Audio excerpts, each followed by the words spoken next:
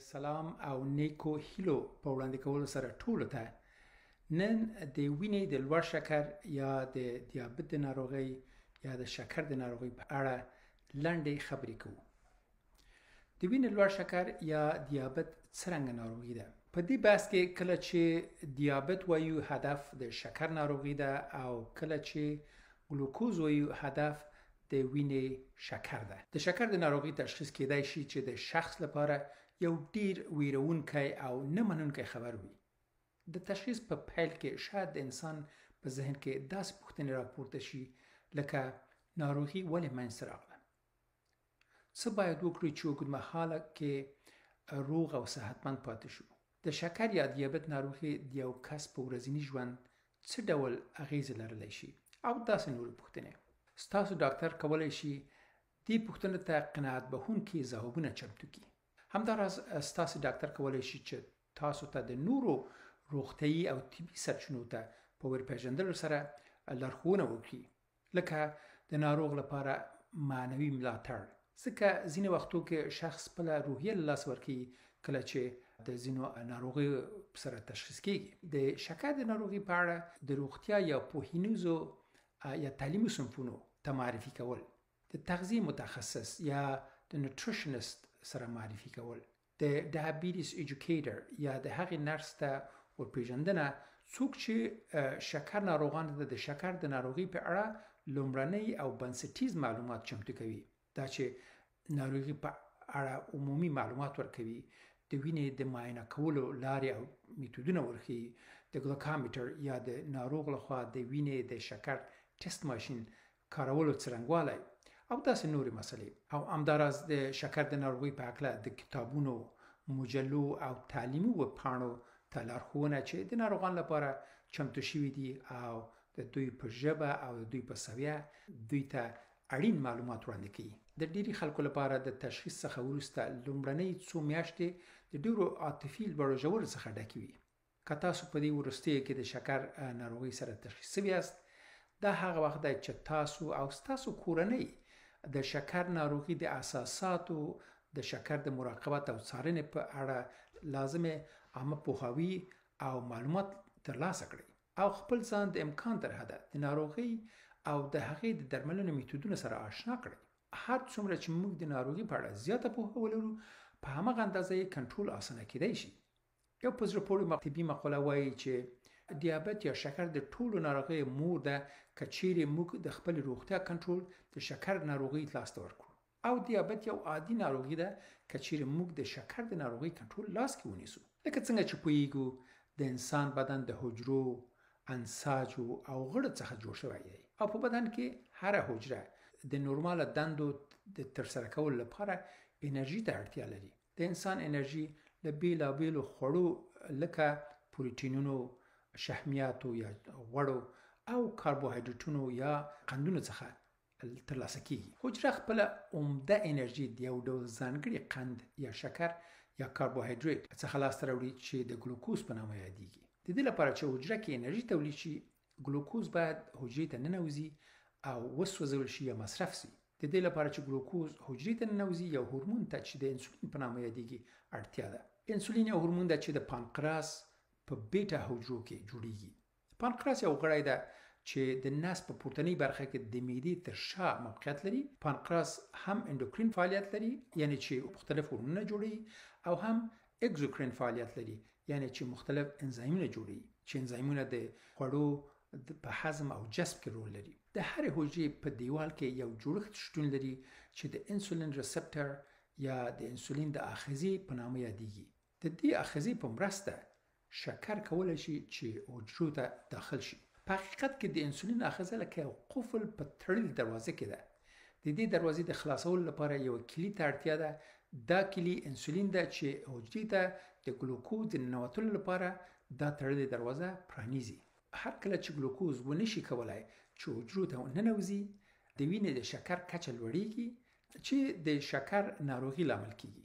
که چیرې د وینې د شکر کچه د اوږدې مودې لپاره لوړه پاتې شي او درملنه یې ونشي، نو دا د جدي زیانونو او روغتیايي ستونزو لامل کېدای شي. دیابت یا د شکر ناروغي په حقیقت کې د ګلوکوز د استقلاب یا مصرف د اختلال یا ګډوډي له امله منځته راځي. هغه داسې چې د انسولین نشتوالی یا د انسولین په وړاندې د حجرې د مقاومت له امله دا حالت رامنځته کیږي. د شکرو بیلابیل ډولونه شتون لري چې دوه عمده ډولونه یې لومړی ټایپ ډایبیټیس یا ټایپ 1 ډایبیټیس ملیټس او د دوم ټایپ شکر یا ټایپ 2 ډایبیټیس ملیټس په نامه یادیږي. په عمومي ډول دوم ټایپ ډایبیټیس یا ټایپ 2 ډایبیټیس ملیټس تقریبا 90% واقعات جوړوي او ټایپ 1 ډایبیټیس له 10 سلنه لږ واقعات جوړوي. ټایپ 1 ډایبیټیس یا لومړی ډول ډایبیټیس ته به یو زغلند نظر وکړو. اول ډول ډایبیټیس، په دې ډول ډایبیټیس کې د پانکراس بیتا حجرې یا لږ انسولین جوړوي او یا هیڅ انسولین نه جوړوي. د دې کار دلیل د پانکراس د بیتا حجرو یعنی د انسولین جوړونکو حجرو یا د انسولین د تولیدونکو حجرو تخریب د بدن د دفاعي سیستم لخوا ده. نو ځکه دا یو اټومین ناروغي بلل کیږي. اټومین ناروغي هغه ناروغي ته ویل کیږي چې د وجود دفاعي سیستم د بدن مشخصو برخو مقابل کې عکس العمل کوي او هغه قسمتونه تخریبوي. کله چې بیتا حجرې چې انسولین جوړونکي حجرې دي تخریب شي، دا حالت د دې باعث کیږي چې د وینې د شکر کچه په دوامداره توګه لوړه پاتې شي چې د شکر د ناروغۍ لامل کیږي. په ډېری حالاتو کې د عمر، وزن او نورو ځانګړتیاو ته په پاملرنې سره ډاکټر کولی شي ووایي چې آیا دا لومړی ډول ډایبیټیس یا شکر دی او یا دوم ډول ډایبیټیس یا شکر دی. په نادره مواردو کې چې دا پوله روښانه نه وي، نو د ناروغۍ د ډول د مشخص کولو لپاره نورو ازموینو ته ضرورت دی. د لومړي ډول شکر یا ټایپ 1 ډایبیټیس ملیټس عمده اعراض څه دي؟ سخته تنده یا ژر تږي کېدل، ستړیا یا کسالت، زیاتې او ژر میتیازې کول، په غیر ارادي توګه د وزن بایلل، زر وږي کېدل، د لید یا بینایی مغشوشېدل، زر او په لپسي ډول سره په فنګسي انتاناتو او یا نورو انتاناتو اخته کېدل، د بولي جهاز مکروبي کېدل یا یورینري ټراکټ انفیکشن واقعات یا د ادرار انتانات، د زخمونو روغېدلو کې ځنډ یا د زخمونو ژر نه روغېدل. په ځینې مواردو کې که چیرې په لومړي ډول دیابت کې د شکر یا ګلوکوز سویه ډیره لوړه وي، د پورتني نښانو سربیره ناروغ زړه بدوالی لري، کانګ یا استفراغ کوي، د نس درد لري او سالنډي ورته پیدا کیږي چې دا حالت د ډایابیټیک کیټو اسیدوزس په نامه یادیږي او عاجل درملنې ته اړتیا لري. د لومړي ډول شکر ناروغي اصلي درملنه انسولین ده چې د پیچکاري یا انجکشن او یا د انسولین پمپ پر مرسته ناروغ ته ورکول کیږي. د لومړي ډول ډایبیټیس ناروغان لپاره ښه او روغتیایي غذایي رژیم یا مناسب خواړه او فزیکي فعالیت دواړه ډیر ارزښتمن دي. خواړه د وینې د شکر کچه لوړوي، په داسې حال کې چې فزیکي فعالیت یا ورزش او سپورت د وینې د شکر سویه راټیټوي، ځکه چې حجرې د انرژي د تولید لپاره ګلوکوز مصرفوي. د ډاکټر په لارښوونې سره د لومړي ډول شکر ناروغان کولی شي د ښه روغتیایي غذایي رژیم، فزیکي فعالیت یا منظم ورزش او د دوا په اخیستلو سره تقریبا لکه هغه خلکو چې ډایبیټیس یا شکر نه لري د موږ په شان ژوند وکړي. صحي غذایي رژیم، منظم ورزشي پروګرام، د سګرټو نه څښل، د الکولي مشروباتو څخه ډډه کول، د ناروغي د اختلاطاتو په مخنیوي او یا د اختلاطاتو په ځنډولو کې خورا مهم ده. د شکر ناروغان ته ډیره مهمه ده چې د فلو یا انفلوئنزا واکسین په منظم ډول هر کال واخلي، څوک په فلو یا انفلوئنزا اخته نشي، او همداراز د سینه او بغل واکسین باید واخلي. د شکر ناروغان د نورو په پرتله ډیر د زړه د حملې او د مغزي سکتې په لوړ خطر کې دي، خو د وینې د شکر، لوړ فشار او د کولېسترول سم او مناسب کنټرول کولی شي چې دا خطرونه ډیر راکم کړي. ډېری مېرمنې چې لومړی ډول شکر یا ټایپ 1 ډایبیټیس لري کولی شي چې عادي حمل واخلي او ماشومان نړۍ ته راوړي، خو د دې لپاره چې مور او ماشوم کې د روغتیایي ستونزو څخه مخنیوی وشي، د وینې د شکر ښه او دقیق کنټرول د امیدواري څخه د مخه او د امیدواري په مهال خورا مهم دي. اوس بعد دوهم ډول شکر یا ټایپ 2 ډایبیټیس په اړه خبرې وکړو چې آیا ټایپ 2 ډایبیټیس یا دوهم ډول شکر څرنګه ناروغي ده. دوهم ډول ډایبیټیس یا دوهم ډول شکر د ګلوکوز مصرف یا استقلاب کې اختلال ده. په نورمال حالت کې حجره خپل انرژي له ګلوکوز څخه لاسته راوړي او د دوهم ډول شکر په ناروغي کې د ګلوکوز د مصرف د اختلال او تشوش سربیره د انرژي د ذخیره کولو او پروسس کولو ستونزې هم شتون لري، په شمول د شحمیاتو یا د غوړو د پروسس او ذخیره کېدل. په دوهم ډول ډایبیټیس یا دوهم ډول شکر کې د بدن حجرې کولی شي د انسولین په وړاندې مقاومت پیدا کړي او د نورمال مقدار انسولین مقابل یا حتی د لوړ مقدار انسولین په مقابل کې ځواب ونه وایي، یا دا چې د انسولین تولید کم وي او یا دواړه ستونزې شتون ولري.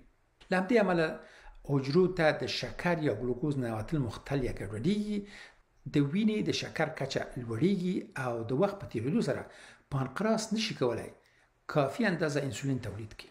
د دوهم ډول شکر یا ډایبیټیس اعراض او علائم څه دي؟ ځینې خلک ممکن هیڅ نښې یا اعراض او علائم ونه لري، خو د دوهم ډول شکر ناروغي یا ډایبیټیس اصلي نښې دا دي: شدیده تنده یا ژر تکي کېدل، ستړیا او کسالت، زیاتې او ژر متیازې کول، په غیر ارادي صورت سره وزن بایلل، د لوږې احساس کول، د لید یا بینایی مغشوشېدل، ژر او په پرلپسې ډول په فنګسي انتاناتو باندې اخته کېدل او د بولي جهاز میکروبي کېدل یا یورینري ټراکټ انفیکشن، د زخم په جوړېدو کې ځنډ یا د زخمو ژر نه جوړېدل.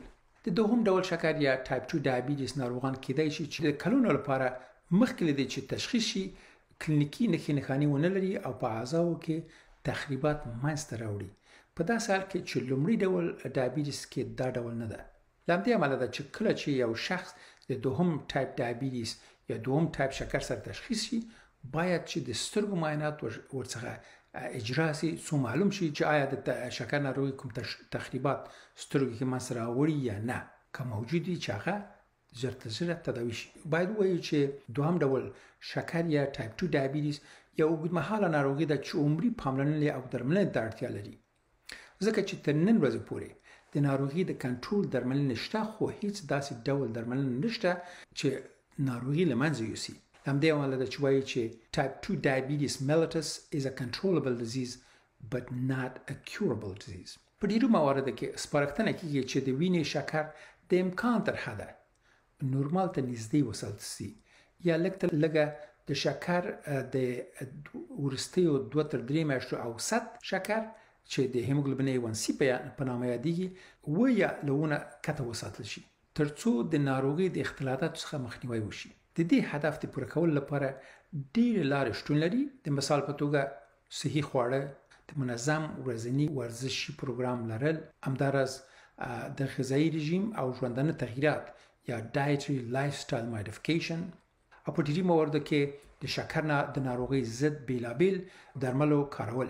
ځینو کې دا سوال پیدا کېږي که دوهم ډول شکر یا ټایپ 2 ډایبیټیس اکثرا عوارض نه لري، نو ولې اندېښنه ولرو؟ که څه هم یو شخص د دوهم ډول ډایبیټیس سره کېدای شي چې د کلونو لپاره د ناروغي احساس ونه کړي او د ناروغي اعراض او علائم ونه لري، خو بیا هم بدن ته د کوچني مګر دوامداره زیانونو له امله د وخت په تېرېدو سره کولی شي په شخص کې جدي روغتیایي ستونزې رامنځته کړي. ګرڅه ډایبیټیس یا شکر ناروغي هر عضو کولی شي چې زیانمنه کی، مګر یو اصطلاح ده په نام د ټارګټ اورګن، یعنی هغه اعضا چې هدف او ټارګټ ګرځي چې زیات زیانمنه کیدای شي، هغه د وجود کومه برخې دي چې تخریب ته زیاتره مساعد دي. هغه زړه ده چې د خلکو کې د زړه د حملې چانس زیات ده، یا دماغ یا مغز ده چې د مغزي سکتې چانس دوی زیاتې، د بډوډو یا پښتورګو تخریب په دوامدار شکل سره، د لید یا بینایی ستونزې چې حتی کېدای شي چې د روندوالي لامل شي. ټارګټ اورګنز یا کومې اعضاوې چې په ځانګړې توګه د دیابت په واسطه تخریب کېږي کولی شي چې مثلا عصبي درد یا نیوروپاتي چې په لاسونو او پښو کې د کرختي یا ستنې وهلو په څیر حس کېږي. د یادونې وړ ده چې په لویدیځو هېوادونو کې د کنټرول شوی شکر یا ډایبیټیس د روڼتوب ستر لامل ده.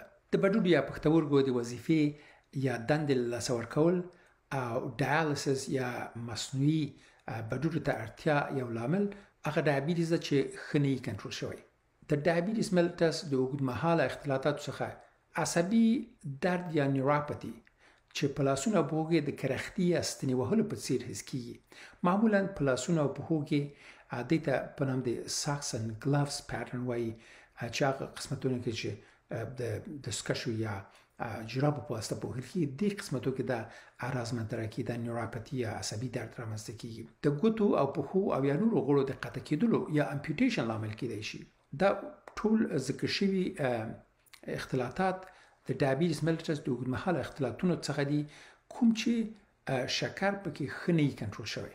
د دوهم ډول شکر یا ډایبیټیس یا ټایپ 2 ډایبیټیس ناروغي عمده لاملونه یو ترکیب ده د وراثتي یا جنیټیکي عواملو او د چاپیریال یا انوایرمنټل عواملو چې دا دواړه پکې دخیل ګڼل کېږي. په ډېری مواردو کې د کورنۍ نور غړي یا نږدې خپلوان دوهم ډول ډایبیټیس لري یا د شکر ناروغي پورې اړوند ناروغي لکه لوړ کولېسترول، د وینې لوړ فشار او یا چاقي ناروغي پکې معمولي وي. په دوهم ډول ډایبیټیس باندې د اخته کېدو چانس هغه شخص کې چې نږدې خپلوان یعنې خویندې، ورونه یا مور و پلار دوهم ډول ډایبیټیس لري له 5 تر 10 ځله زیات ده نظر هغو خلکو ته چې د مرض کورنۍ تاریخچه نه لري. همداراز د دوهم ډول ډایبیټیس باندې د اخته کېدو چانس ځینې نژادي ګروپونو کې لکه تورپوټکو کې، هسپانوي نژاد خلکو کې او ایژن یا هغو آسیایي خلکو کې چې منګولیایي نژاد دي هغو کې زیات ده.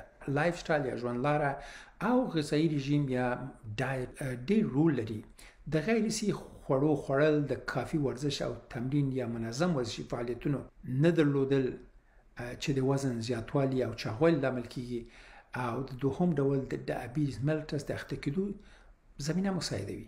یو ډول ډایبیټیس په نام د جسټیشنل ډایبیټیس ملټس یا د امیدوارو میرمنو اخته کېدل په ډایبیټیس ملټس. یا محدود شمېر میرمنو کې د امیدواري په جریان کې د شکر ناروغي وده کوي کوم چې د امیدواري شکر ناروغي په نامه یادېږي. د متحده ایالاتو د ناروغۍ د کنټرول مرکزونو یا CDC یا Centers for Disease Control د احصایې له مخې د امیدواري شکر ناروغي یا جسټیشنل ډایبیټیس وقوع تقریبا 2 تر 10 سلنه حملونه کې واقع کیږي. د امیدواري ډایبیټیس یا جسټیشنل ډایبیټیس دوهم ډول ډایبیټیس ته ورته ده چې د ماشوم د زیږیدو څخه وروسته ډېرې مېرمنو کې له منځه ځي، مګر باید وویل شي چې په راتلونکي کې په دې مېرمنو کې د دوهم ډول شکر د منځته راتلو چانس زیات ده. په داسې ډول چې په راتلونکي کې په چاغو مېرمنو کې د شکر ناروغي په اخته کېدلو امکان 50 تر 15 سلنه ده او په هغو مېرمنو کې چې چاغې نه دي دا احتمال له 15 سلنه څخه کم ده. د دوهم ډول ډایبیټیس یا شکر تشخیص. دوهم ډول شکر ناروغي یا ټایپ 2 ډایبیټیس ملټس تشخیص د تاریخچې، کلینیکي موندنو او لابراتواري ازموینو پر بنسټ وضع کیږي. لکه څرنګه چې عموم وویل یو شمېر خلک ممکن هیڅ ډول اعراض او علایم یا نښې نښانې ونه لري. د دوهم ډول ډایبیټیس تشخیص د یو یا څو کلینیکي اعراضو په درلودلو او د لابراتواري معایناتو په بنسټ چې نورمال څخه لوړې وي وضع کیږي. د دوهم ډول شکر ناروغي اعراض او علایم یا نښې نښانې په لاندې ډول دي: زر تږي کېدل یا سخته تنده، ستړیا او کسالت، زیاتې او ژر میتیازې کول، په غیر ارادي ډول سره د وزن بایلل، د لوږې احساس کول، د لید یا بینایي مغشوشېدل، ژر او په پرلپسې ډول په فنګسي انتاناتو اخته کېدل، د بولي جهاز میکروبي کېدل یا یورینري ټراکټ انفیکشن، د زخمو په جوړېدو کې ځنډ یا د زخمونو ژر نه روغېدل. دا عمده اعراض او علایم یا نښې نښانې دي. د وینې معاینات معمولا په لاندې ډول سره دي. یو معاینه ده چې د رانډم بلډ شوګر په نامه یادېږي او هغه دا ده چې د وینې د شکر اندازه کول صرف نظر له دې چې شخص څه وخت ډوډۍ خوړلې ده. که د یو شخص وینه په دې ډول معاینه شي او له 200 ملي ګرامه په ډیسی لیټر کې زیات وي دا اشارات شکر ناروغي ده کوي. یا د وینې شکر فاستینګ بلډ شوګر، یا په دغه حالت کې چې شخص د 8 تر 12 ساعتو لپاره هیڅ ډوډۍ نه خوري او غیر اوبه نور شي نه څکلي، که د وینې شکر 1.6 ملي ګرام په ډیسی لیټر کې وي او یا لږ پورته وي، دا غیر نارمل ده. بل یو معاینه ده په نام د اورال ګلوکوز ټالرنس ټیسټ چې د وینې د شکر سویه که 200 ملي ګرامه په ډیسی لیټر کې یا لږ نه لوړه وي د ازموینې څخه 2 ساعته وروسته، دا هم ناروغي ته اشاره کوي. دا یو خاص محلول ده چې د ناروغ وینه مخکې د محلول وخت ورکوله اندازه کیږي او بعد چې ناروغ ته دا محلول ورکړي چې شکر ده د 2 ساعته وروسته بیا د وینې شکر اندازه کوي. که سویه له 200 ملي ګرامه په ډیسی لیټر کې پورته وه، دا هم ناروغي ته اشاره کوي. او یو بله معاینه ده په نام د هیموګلوبین A1C یا ګلایکاسیلیټډ هیموګلوبین چې دا د وینې د شکر اوسط په وروستیو 2 تر 3 میاشتو کې ښیي. نارمل معمولا 4 تر 6 ده، اما کله 6.5 نه پورته دا ناروغي ته اشاره کوي. که چیرې د لابراتواري آزموینو پایلې شکر ناروغي ته اشاره وکړي، نو ډاکټر به دا ازموینه یو ځل بیا تکرار کړي څو دا د شکر قطعي تشخیص تصدیق شي. لومړی ډول شکر یا ټایپ 1 ډایبیټیز د ټایپ 2 یا دوم ډول شکر مقابل کې په ډیری مواردو کې ډاکټرانو لپاره دا اسانه ده چې تعیین کړي چې شخص لومړی ډول ډایبیټیز یا دوم ډول ډایبیټیز لري. مګر په ځینې حالاتو کې د دواړو ترمنځ توپیر یو څه ستونزمن، کله چې یو څوک د دوهم ډول شکر یا ټایپ 2 ډایبیټیز قوي کورنۍ تاریخچه ونه لري او د لاندنیو ریسک فاکتورونو یا خطر فاکتورونو ترکیب ولري، نو لومړی ډول شکر باندې باید مشکوک شو. لکه د معافیتي سیستم ځینو ځانګړو یا اټوایمین ناروغیو کورنۍ تاریخچه لکه هایپرثایرویډیزم یا د تایروید فرط فعالیت او یا هایپوثایرویډیزم یا د تایروید د غدې د فعالیت کموالی، او بل یو ناروغي د په نام د سیلیاک سپرو یا سیلیاک ډیزیز چې دې ته ګلوټین سنسیټیو انټراپاتی هم وایي، چې دا هم یو اټوایمین ناروغي ده چې دا د هضمي سیستم یو اوږدمهاله تشوش ده او کله چې کوچني کولمې د ګلوټین مقابل کې عکس العمل وښیي دا منځته راځي. ګلوټین هغه پروتین ده چې په غنمو کې یا په اوربشو کې او په جودرو کې شتون لري. په سیلیاک ناروغي کې کوچني کولمو کې د مغذي موادو هضم او جذب کې تشوش رامنځته کوي.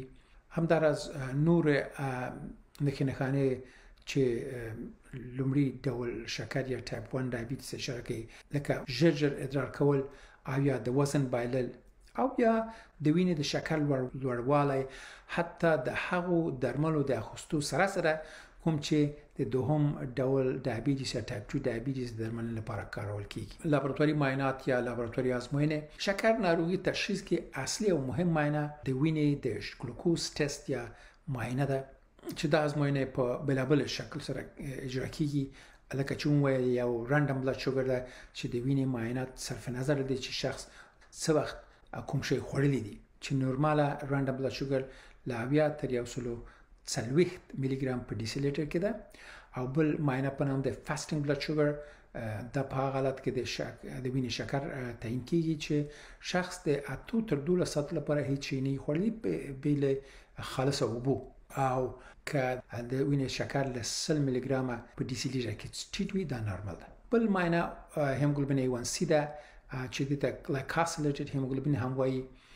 دا ازموینه د شکر اوسط په وینه کې په وروستیو 2 تر 3 میاشتو کې ښیي چې نارمل معمولا 4 تر 6 یا بعض لابراتوارونو کې له 4 تر 15 پورې ده چې دا په فیصدي اندازه کیږي. او دا معاینه کېدای شي د ورځې په هر وخت کې تعیین شي، مخکې له خوړو یا وروسته له خوړو هیڅ فرق نه لري. بل ټسټ په نام د اورال ګلوکوز ټالرنس ټسټ یادېږي چې ناروغ ته د ګلوکوز ځانګړی شکري محلول ورکوي او د وینې شکر مخکې د محلول ورکولو او وروسته د محلول ورکولو 1 ساعت وروسته او 2 ساعت وروسته تعیین کیږي. یوازې په امیدوارم میرمنو کې اجرا کیږي. په لنډ ډول سره وایي رانډم بلډ شوګر له 80 تر 140 پورې نارمل ده. فاستینګ بلډ شوګر کله 100 ټي ټي نارمل ده، 100 ملي ګرام په ډیسی لیټر کې ټي ټي نارمل ده. هیموګلوبین A1C یا ګلایکوسایلیټډ هیموګلوبین چې د شکر اوسط په وروستیو 2 تر 3 میاشتو کې نارمل معمولا له 4 تر 6 بعض لابراتوار کې له 4 تر 5.7 پورې ده. اورال ګلوکوز ټالرنس ټیسټ چې له 140 تر 1.9 ملي ګرام پر ډیسی لیټر کې نارمل ده. د تشخیص معیارونه د وینې د شکر سویه په 3 کټګوري کې تقسیمیږي. اول نارمل چې د وینې شکر سویه نارمل وي، دومه د شکر ناروغي لپاره لوړ ریسک یا لوړ خطر لري، او دریم ګروپ د شکر ناروغي ده. نورمال کچیر د وینې د شکر کچه فاستینګ بلډ شوګر له 100 ملي ګرام پر ډیسی لیټر کې کمی، شخص د 8 تر 12 ساعتو لپاره کوم شی نه خورلی دا نارمل ده.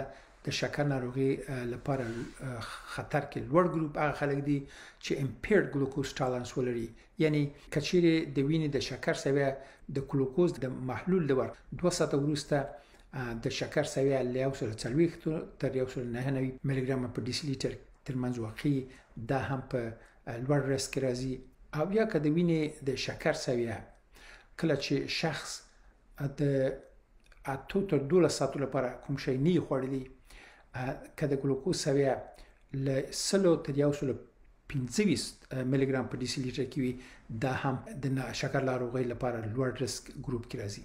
همداراز هغه خلک چې د هیموګلوبین A1C یا د شکر د وروستي 2 تر 3 میاشتو اوسط له 5.7 تر 6.4 ترمنځ وي، دا هم د ناروغۍ لپاره د لوړ خطر لرونکو اشخاصو ګروپ کې راځي.